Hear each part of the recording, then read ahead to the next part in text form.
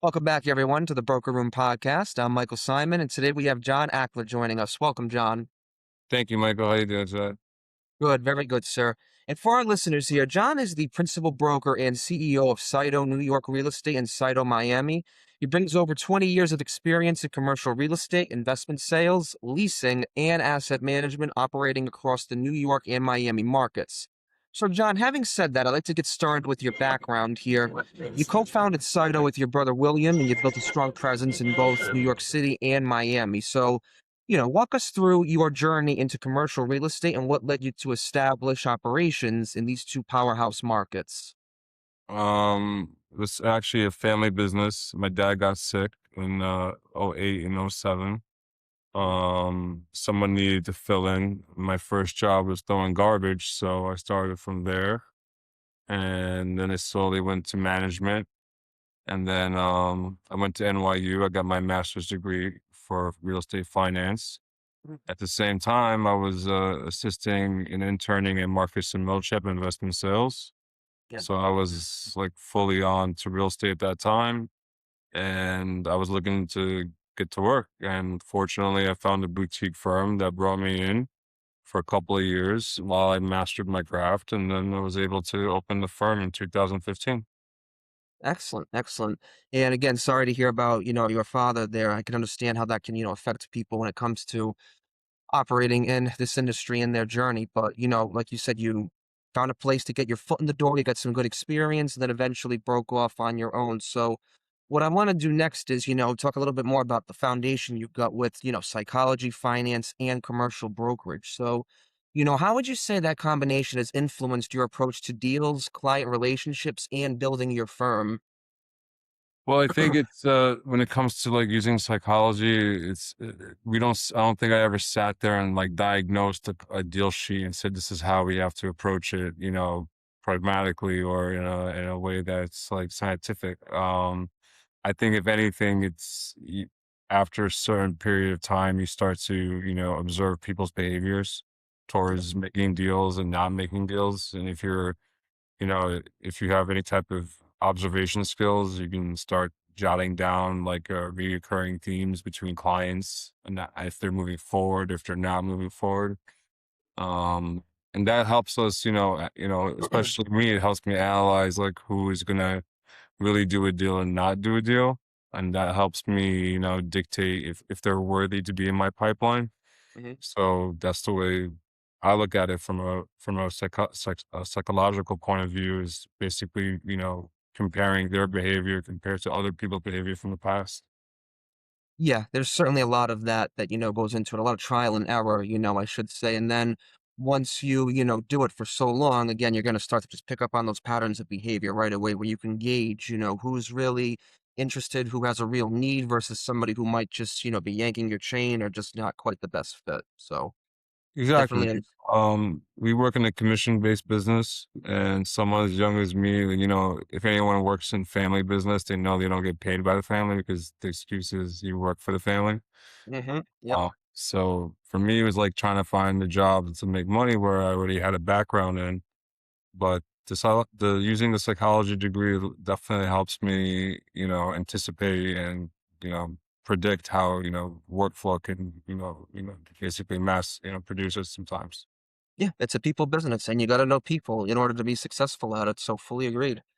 And now, next thing I want to focus on here is so, Saito is primarily investment sales, leasing, tenant representation, and asset management. So, quite a lot to juggle there. So, can you walk us through what a typical day to day is like for you and your team managing these deals across New York and Miami? It varies depending on the season, depending on the pipeline. So it sometimes you could be working from 5 a.m. to all the way to the next morning. And Mhm. sometimes we're leaving at 12 o'clock on Fridays. It really depends on our load and depends on, you know, what we're doing at that time. But I would say like an average day for me is basically I'm already up by 5 a.m. I already have my coffee in my hands. Um, you know, emails already processed. I'm thinking about the next day actually already, Mhm. what I gotta do for tomorrow and what I gotta do for today. Then basically it becomes a revolving door between Miami and New York because you really don't have a chance to say, I'm gonna separate one market from the other. It's basically whatever deal comes your way is the one that you're working at that time.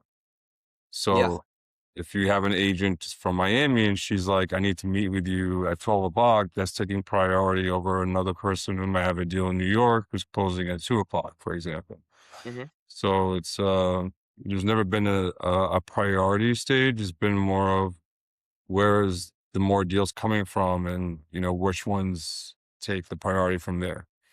Sure, That's sure. the Two approach. completely different markets spread, pretty far apart. So you got to do a balancing act there. And yeah, it comes down to the priorities, which one, takes the higher priority on any given day. And, when it comes to these two major markets, you gain a lot of perspective. They're, pretty different in terms of their location, what they have to offer, so on and so forth. So, is there, well, I know there's some differences, but, when it comes to the differences, the different dynamics between these two cities, is there anything, in particular that really sticks out? For example, I know that, rent in particular in Manhattan and New York as a whole is, pretty wild right now. I remember reading earlier, I think it's about a record, let's see, like almost nearly 5,300 a month. And then I believe in Brooklyn, it's about a little over 4,300. So things like that, must be certainly taking a toll. Well, right now, Miami has the number one office rents across the country. And Hmm. then New York is number two on the average, Yeah. just for office space.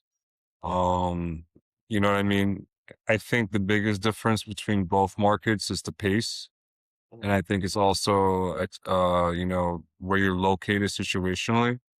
Like if you look, for example, in Florida or in any other state outside of New York, I feel like it's a lot more slow paced Yeah. and you need, like in New York, for example, we know for a fact you can accomplish 3 to 4 appointments a day or 2 to 4 at least a day, tours, appointments, client visits. In Miami, you got to travel from certain areas to other areas. That takes time with traffic. Mhm. So, if you're going from Brickell to Fort Lauderdale and back, your days, like half your day is already gone. If Right. I'm going to Brooklyn, I can hop on a train in Brooklyn and be back within the hour. Right. So Yeah. So it's just, there's a difference between the paces of both markets. One market you have to be more patient and more nurturing, while the other market you need to be more on top of it, more fast paced. mhm. So it's two different things, but the pay is the same. That's all I can tell you. Yeah, I can Yeah. certainly see how New York can be a lot more, fast paced and logistically a lot easier because, like you said, pretty much everything is just a short train ride away versus, Miami. Like one appointment can just take your whole day out, like you had mentioned. So, when we zoom back out looking at these markets, if we take a look at the trends that are going on right now and looking ahead to the not so distant future, are there any areas of opportunity that you currently see or any, challenges that you and your team are currently facing? Well, I think right now the biggest challenges is more on a technological aspect, Mhm. especially if you're a mom and pop brokerage or if you're a solo broker these days. You Yeah. still have to compete with the larger firms, right? But the one thing I've noticed is that that the newer programs, especially the one that integrates AIs into every simple fabric of our jobs, is not cheap. No. So you know what I mean. You take some meetings. Each program is 20,000, 30,000, 50,000. So it starts when you start doing the numbers, you start realizing, how am I going to get the advantages of mom and pop brokerage compared to the other larger brokerages around the area? That's where I think the most biggest challenges I have is making Yeah, sure. and I'm actually really happy you brought that up too, because, when we talk about AI and the impact it's having, in the real estate industry, it's still catching up a little bit in terms of AI adoption. Most of, actually, pretty much all of the people I've spoken to here on the podcast and just outside of it in general have mentioned they're using AI to some degree, whether it's just, punching in a quick question to Claude or Chat GPT versus, implementing their own AI solutions, things like, a chatbot, website marketing development or sales development representative, which actually does cold email outreach and voice AI for you. So the possibilities are nearly endless. And when it comes to areas like that with that AI has entered, is there anything in particular where you see some opportunity for? And by extension, have you leveraged AI at all yet? So yeah, since the post-pandemic, sorry about that. In the post-pandemic world, after 2000, 2001, we started going away from mailing lists and started using more of like eye contact, distribution of emails. So we started getting more automated as the Mhm. years went on. And then once ChatGPT came out, we were the first mom and pop brokerages to actually use it extensively. Yeah. I used it to develop a proposal for a VA firm. I used it to basically find out if a project was worthy or not at one time. So we slowly started over the course of the last 5 years, have been integrating AI without knowing it. And as AI has become like a major subject of everyone's daily lives, Yeah. we started realizing, okay, what else can we add to it now? What else can we add to the thing? And there's a lot of programs out there that could be used to help us grow. But as I mentioned earlier, we have to be cost effective and be smart which programs are the most beneficial to us because we just don't want to waste the money at the end. Of course, whenever you're looking for an AI solution, you always want to make sure it's the right solution and the price is right as well too. And when we talk about solutions, is there, a like a wish list you might have of things that you would like to see AI help your practice accomplish now or in the near future? You know what I mean? It's I think it's the thing about AI is like you and I can sit here and say we want AI to do this and that, but we just don't know what it can create yet. You know what I Yeah. mean? There's no limit to it. So, you know what I mean? Someone can come up with the next thing that makes commercial real estate function a different way because of AI. And we just don't know that yet. Mhm. So, I feel like for me personally, I feel the more we integrate AI and the more that it can help us generate leads organically, Yeah. I think that would be what I'm hoping to find is, AI creating organic relationships Yes. with our client base and customers. Yeah. Uh, um, That's very, very common. And that's actually part of, what I do. And this is one question I like to ask, some of the guests as well too. When you first got the email correspondence from me, did you, think you were talking to an AI agent or a real person? a real person. Okay, that was AI. That was AI. Yep. That's what's called a sales development representative or an SDR. And Yeah. what it does is it reaches out to professionals like yourself. Then it explains the content of the podcast and just talks about AI, your practice, what you do, how you've implemented it in what you do, and how you've seen it be implemented in the industry. It gouges your interest to see if you would like to come on. And then if you agree, it schedules you on my calendar. And then that's it. We don't actually have the conversation until the initial pre podcast chat, which, we already did. It's scary because it's like you don't know where you can take this in a short amount of time. It's just like you've seen it excel in so many ways, and that's why I keep saying to people it's infinite, and you can't put anything around it because it just continues to grow and grow and grow into different types of ways to use it and leverage it to different platforms.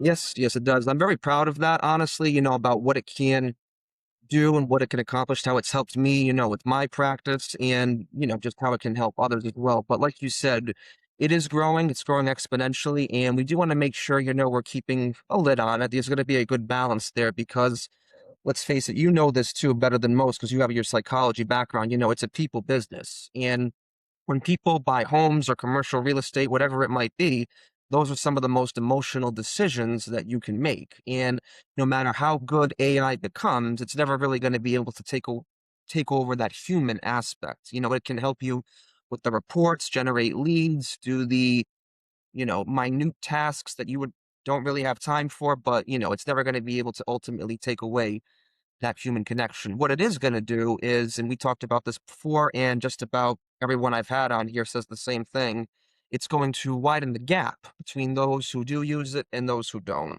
Absolutely. In the, I mean, I think we see that a lot in today in the trenches, in the real estate, in commercial real estate. There's a lot of brokers that came out of the post-pandemic world and they didn't really adjust to, AI or didn't adjust to technology or, on how things were done. They were still using old techniques, old skills, and most of them, retired, Mhm. especially in New York. You know what I mean? You see there's a lot younger, commercial real estate workforce in New York than there is in most of the country. Is because a lot of the old timers didn't want to do it anymore. They just couldn't keep up. You see that in Miami too, a lot of them retiring, that generation? No, Miami is a little bit more different. Those guys, Yeah. they got like they're staying there for as long as possible. You They're know, lifers? their lifers down there. New York is all different. That's the two things. Miami is more of, like I said, Miami's a slower pace, more people's. You gotta be more outgoing. New York is more of let's go. Are we doing this or not? That's Mm. basically that's the way I always looked at it. Yeah, that sounds about right. Whenever I would visit New York too, I kinda, get that vibe. Everything's always quick, fast, on the move, so Uh, very easy to identify with that.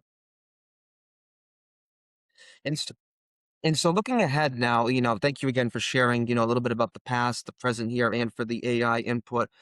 As we get towards the tail end here, what I always like to do is take ahead and look at the future. So, if we look ahead in the next 6 to 12 months, where do you want Sido New York and Sido Miami to be? Whether it be, more investment sales, stronger leasing volume, deeper market penetration, things of that nature. Well, I think it's all above. Any owner would want to say, we're growing and we're making lots of money. But I think it's something about, for me, it's always about creating something sustainable over time. Hmm. So I think as long as we're able to implement new programs and attract new talent that makes sense for our timelines, then I feel like, you know, I really don't know where we can be in 12 months. You know what I mean? But the best I can hope for is that, we are competing with the best brokerages out there 24/7 in 12 months. That's all I can tell you. Hmm. Definitely. It sounds like adaption, to the ever changing and fast paced environment is going to be essential and what you're going to focus on primarily to achieve that. Absolutely. Because once you start realizing the programs they're using that are also, AI based, and then you realize what you're using, you're like, okay, holy shit. Like I need to make more money because I need to afford the same programs these guys are, or I'm gonna lose potential business because we can't produce the same products that they are. Mhm. So Yeah, when it comes to the pricing, it's a little unique because it's not like, you go to the store and you see something that, you know what the general price range is. When it comes to AI, it's so deep and intuitive. There's just so many different things, so many different needs you can have with it. That's why whenever, somebody asks me like, "Oh, Mike, you have your own AI solutions agency now. How much do your products cost?" And that's just a question that's not applicable.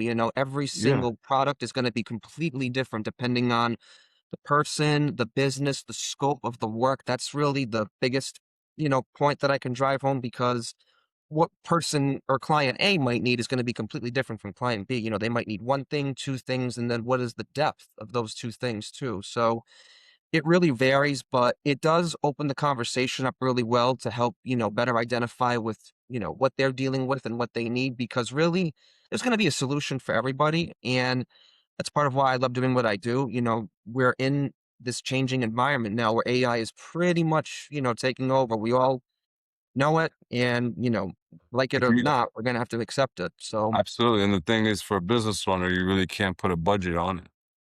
You know yeah. what I mean? There is no budget, because we don't know what we need at that certain time and how that program needs to basically work and how much that's going to cost to develop that program. So like to your saying is like you really can't have a cap or you're going to be like left behind basically in theory. And that's a Yeah, scary. it's tough. It is because, like you said, the mom and pops, a lot of them have, called it a day, especially in the New York area and gone home. And those who don't want to adapt, it could be very similar. I mean, what's the statistic? Young new agents who start out their first 1 or 2 years, what is it, like 85% fail out, something like that? Usually, not in that range. Yeah, yeah. And speaking of that too, whenever we get towards the end of the podcast, that's one question that I always like to end with is that, for any newer brokers or investors entering commercial real estate today, what words of wisdom would you share, especially around mindset, cross market opportunities, and leveraging tools for efficiency? If you are new to the business today, I would say pay attention to everything that's going around and keep everything that you wrote down about everything, every single client, because you never know if you're going to talk to that client or not again. I think organization is very key. I think we take that for granted, especially if you're new in the business because you're desperate to make money. I think you gotta stick to your foundations and work on your personal game, which means your ecosystem, your workflow, your CRMs, your internal systems need to be, concise because this is a book you're gonna take with you for the rest of your life. So you might as well work on it correctly from day one, where you're not like 10 years deep and you're like, wait a second, I did 10 deals with that client. Why don't have her in my CRM? And then you're going back 10 years into your emails looking for her. So it's like, being prepared from day one will definitely will speed things up for you in the long run. Yeah, if you don't start building those strong foundational habits, early on, yeah, forget it. Nobody's going to be successful if they don't do that, whether it be the CRM, the diligent note taking, which ironically I use AI to take notes now too when I host the Zoom meeting. So that's again very helpful. If I need the whole transcript, it's just right there. I Yeah. can analyze it, see what they need, and boom, good to go. Yep. New Well, day. I hope I answered everything in the way you would like. If you have any other questions, please let me know. But I hope I made it worth it. Yes, absolutely, John. Really appreciate it. And before we wrap up here, so for any of our listeners who want to learn more about you and what you do, perhaps even work with you potentially, where would be the best place to go do so? You can just go to LinkedIn, or you can go to Instagram and follow us at Sido NYRE, SIDO NYRE, and then you can go from there. Um, LinkedIn, Sido New York Real Estate, and you can always, send us an email at info at, Excellent. Well, John, this has been very insightful. Really appreciate you joining us here today. Wish you all the best, and we'll talk soon.